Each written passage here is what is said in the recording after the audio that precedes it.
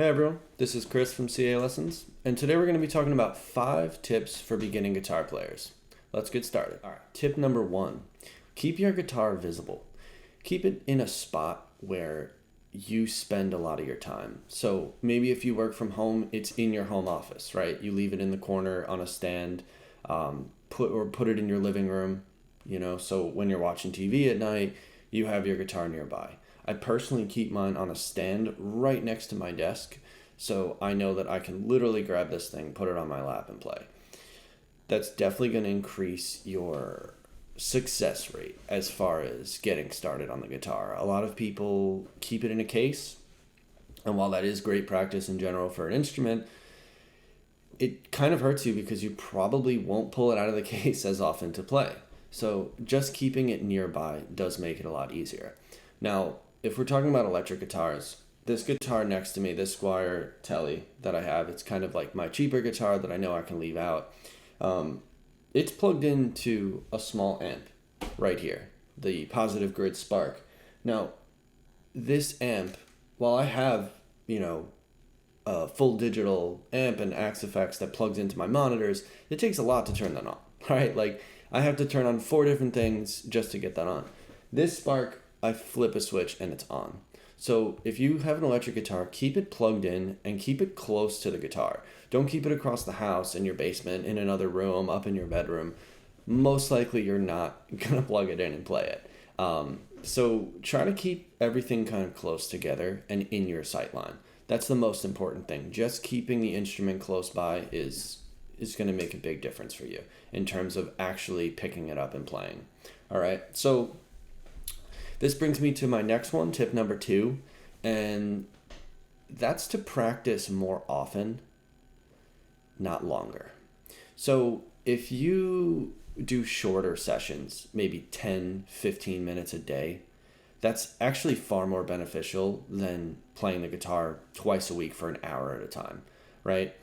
Just doing this thing every day actually builds that muscle memory, and having the repetition just kind of builds good habits and being able to put that into your day.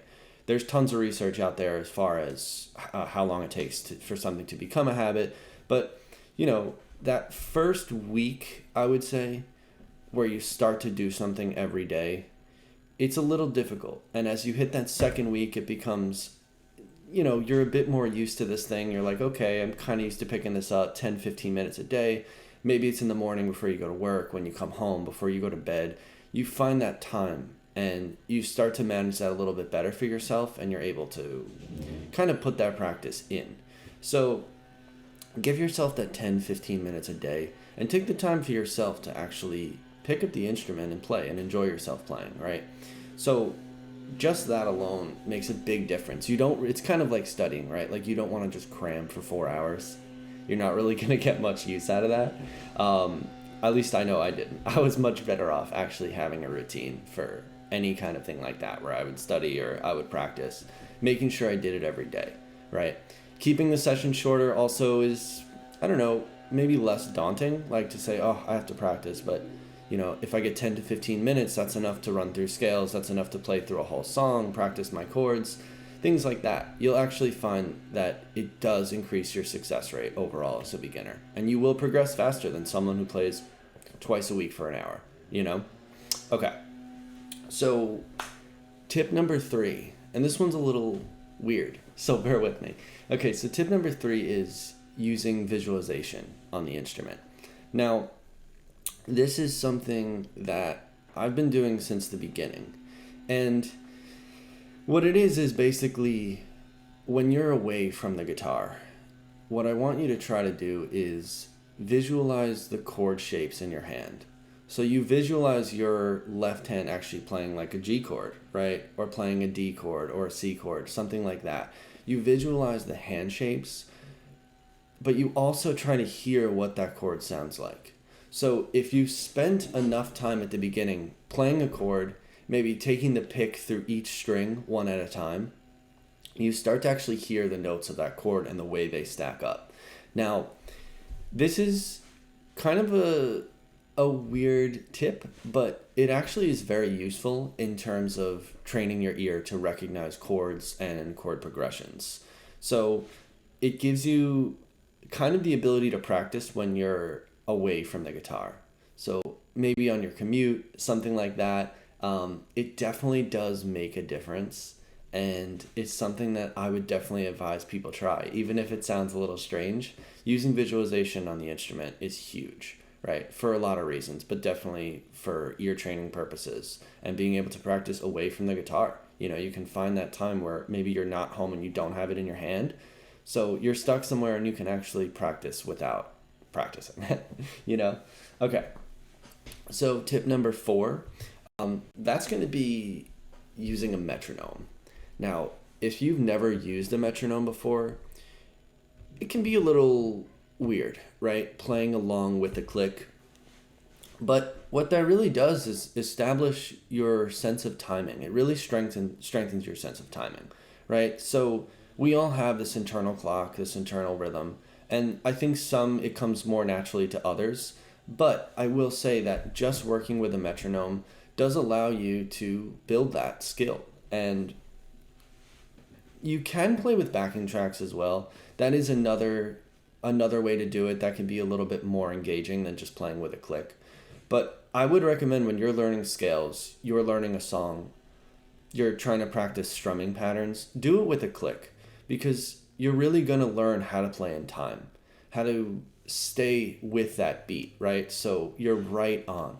And that's something where once you play with others or you play with recordings, it will help you get those chord transitions in time. So you're not lagging behind the song, which I think gets stressful for everyone. It feels like the chords are just flying by and you're just trying to keep up.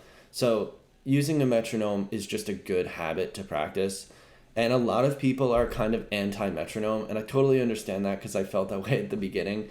But once I got past that initial hurdle, it's the same thing of like building these habits, right?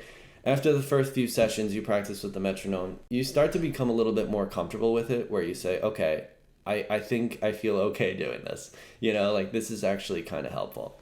So the last tip, tip number 5 is going to be don't compare yourself to others, right? I mean, this is your journey on the instrument. It doesn't matter really what it is. It doesn't matter if you're learning an instrument, you're learning a language, you're learning to dance. This is something where there's a lot of information online and there's a lot of people doing this stuff online. So you'll find a video of someone saying they're been playing for a year and look at all the things they can do, but we don't even know that that's accurate, right? A lot of things are done just trying to garner views and things like that. So what I would do is take recordings of yourself periodically. Maybe once every 2 weeks or once a month, you take a video of yourself playing and you look back, and if you're going to compare yourself to anyone, compare yourself to yourself, right? So you can actually track your progress and use that as a metric. You'll feel this sense of accomplishment of like, oh wow, I could barely play the C chord a month ago, and now I'm strumming back and forth from a C major to an E minor, or I'm starting to do this song, you know? So having something like that makes a difference and does provide you with a sense of accomplishment, right? I mean, that's one of the things we're trying to get out of this, is this kind of delayed gratification. We don't have things immediately on here. It does take a little bit of work to get something, but that work definitely pays off, and it definitely over time will provide you with a lot of satisfaction, especially with your progress in yourself. All right, so these are 5 tips overall for beginner guitar players. If you like the idea of this video, let me know. I can do a lot more things like this. If you want me to stop talking so much and just pick up the guitar and teach, that's fine too. So if you can, like this video and hit the subscribe button for my channel, that would help me out greatly. Thanks so much, everyone. Have a great day.